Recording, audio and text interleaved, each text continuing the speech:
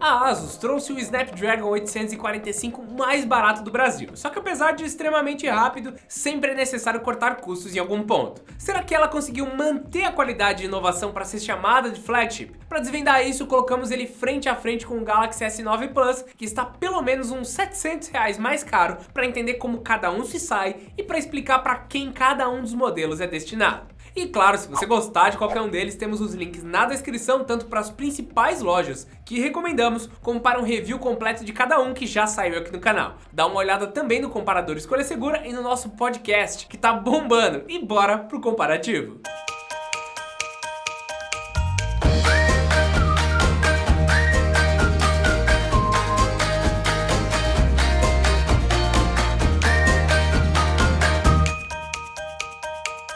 Em um primeiro momento, você pode até achar estranha essa comparação, afinal, existe sim uma diferença de preço no modelo de entrada de cada um desses equipamentos. Mas não só o Zenfone 5Z começa com apenas 4 GB de RAM e 64 de armazenamento, como o S9 Plus já te força a ir direto para uma configuração de 128 com 6 GB, que caiu bastante de valor durante os últimos meses. Isso torna a versão correspondente do 5Z apenas entre 200 e 300 reais mais barato. Pensando assim, a diferença que mais salta aos olhos logo de cara é o design. O Zenfone 5Z é atual, ele tem notch, espaço de tela, construção de topo de linha em vidro, com os círculos concêntricos que caracterizam a marca, mas sinceramente, ninguém conseguiu bater a linha S com essa tela realmente infinita. Só que as bordas de cima e de baixo ainda deixam o aparelho da Samsung um pouco mais alto. São experiências diferentes, mas quando a gente entra na parte da tela, os aparelhos se distanciam um pouco mais, já que apesar de conterem 6.2 polegadas, com a típica proporção mais esticada e um brilho acima da média e até que parelho, a tecnologia utilizada e a resolução acabam por mudar. Enquanto o Zenfone 5Z conta com um IPS LCD Full HD, que engloba uma boa parte do espectro sRGB e que não só mantém o notch aparente quando você desliga, como dá uma leve vazadinha em volta do entalhe, o S9 Plus trabalha com um Super AMOLED que se esforçou ainda mais para assumir com as bordas e que tem resolução Quad HD, apesar de também vazar um pouquinho ali nos cantos. Você certamente não vai se decepcionar com o Zenfone 5Z, mas a Samsung realmente sobe um pouquinho mais o nível,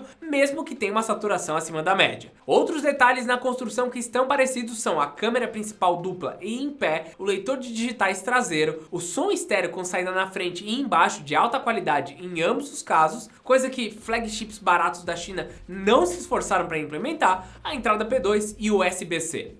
E eles também têm suporte para um segundo chip ou expansão de memória, o que você preferir. A Samsung tem o incômodo botão da Bixby do lado esquerdo, enquanto o Zenfone jogou tudo pro lado direito. Algo que faltou no Zenfone, no entanto, foi a certificação IP68, presente no S9 Plus. Eu geralmente vou pra piscina com o meu aparelho, então, por favor, não me chamem de viciado, e eu não tenho preocupação alguma com o S8 e com o S9. O canal WheatRigs fez alguns testes e pegar uma chuva ou algo do tipo pode manter o Zenfone 5Z intacto, mas nada é igual a um IP68. A câmera é outro ponto importante de embate entre os dois, afinal, em questão de funcionalidades eles são bastante parecidos. O Zenfone 5Z, por exemplo, utiliza um sensor principal de 12 megapixels com abertura 1.8, que vai bem em boa luz. Implementa um HDR de forma rápida e com um tequinho de exagero na minha opinião. O Galaxy S9 também faz o mesmo, só que com fotos menos saturadas e ligeiramente mais quentes. A grande diferença vem quando você utiliza a câmera principal em baixa luz. Com uma abertura variável entre 1.5 e 2.4, o Galaxy S9 Plus consegue entregar bem mais definição e cores mais reais nesse cenário. Esse ponto aí não tem jeito, nem o HDR um pouco mais forçado do 5Z consegue forçar uma resolução maior em baixa luz. Quando falamos de segunda lente, temos uma pequena diferença. Enquanto o S9 Plus conta com um zoom de 2 vezes, através de 12 MB, o Zenfone 5Z tem uma wide angle de 120 graus com 8 megapixels. Com isso, os modelos conseguem fazer o modo retrato, que vai bem em qualquer um dos dois. O Zenfone 5Z, aliás, me surpreendeu com alguns recortes muito bem feitos e que podem ser previamente editados. No S9 Plus você pode editar depois. E claro que a segunda lente de cada aparelho tem um desempenho inferior à principal, principalmente em baixa luz novamente. Mas o fato do S9 Plus ter colocado um estabilizador óptico nessa segunda lente permite melhores gravações e menos fotos borradas. Até porque os dois conseguem gravações a 240 frames em Full HD, o típico slow motion. Com o S9 Plus, entretanto, ainda temos 2 segundos em super slow motion a 960 frames, mais um incremento. Nas selfies, as diferenças ficam para os detalhes. Apesar dos dois modelos contarem com 8 megapixels, a lente da Samsung tem uma abertura maior de 1.7. Ela consegue captar vídeos na resolução de 1440p,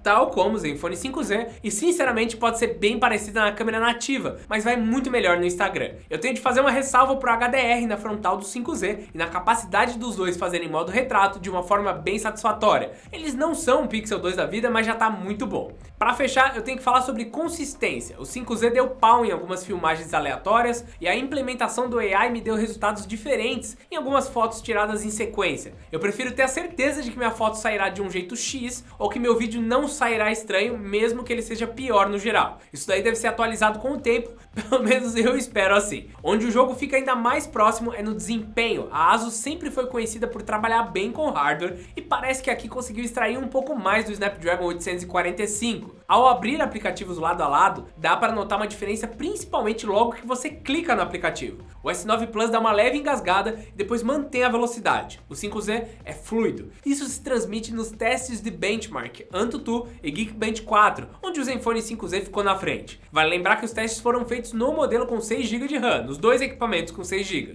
A empresa afirma que o resultado melhor está associado ao recurso AI Boost, que libera espaço dos aplicativos em segundo plano, não utilizados através de aprendizado de máquina e algumas coisinhas a mais. Aliás, vale falar bem rapidinho sobre as funções de AI que são exclusivas por aqui. O AI Câmera seleciona cenas e aplica configurações rápidas, coisa que só apareceu no Note 9 da Samsung e que quem sabe chega aqui no futuro próximo. Temos uma função que adequa o som do toque conforme o barulho do ambiente e, claro, o AI Charge, que ajusta o carregamento de acordo com os seus costumes para aumentar a saúde da bateria no longo prazo.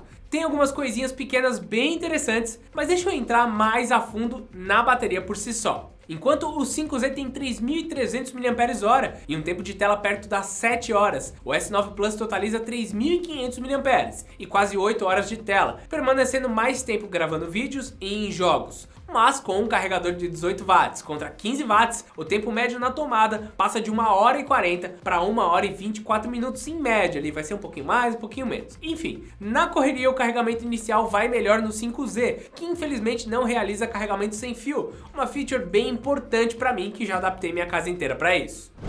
Em resumo, o Zenfone 5Z só vale a pena atualmente se você pegar o modelo de entrada, com 4 GB de RAM e 64 de armazenamento, já que a economia é expressiva para conseguir um desempenho bastante similar. Esse daqui é um celular para quem quer ficar mais tempo sem sentir que está comprometendo o desempenho dos aplicativos. Mas se por um acaso você decidir investir em mais armazenamento, eu iria de S9 Plus. Por 300, 400 reais a mais na versão de 128 GB, você consegue um celular mais completo em várias frentes e, claro, mais consistente em todos os pontos. E olha que eu nem falei da possibilidade do DeX e do óculos de realidade virtual que dá para acoplar. Lembra dos links na descrição se você tomou sua decisão, dos reviews aparecendo aqui do lado na hora que acabar, quem quiser saber um pouquinho mais. E não se esquece de deixar um like, um comentário e se inscrever se você gostou, porque tem vídeo de guia de compra e tecnologia saindo todos os dias. Então é isso, meus amigos, e até mais!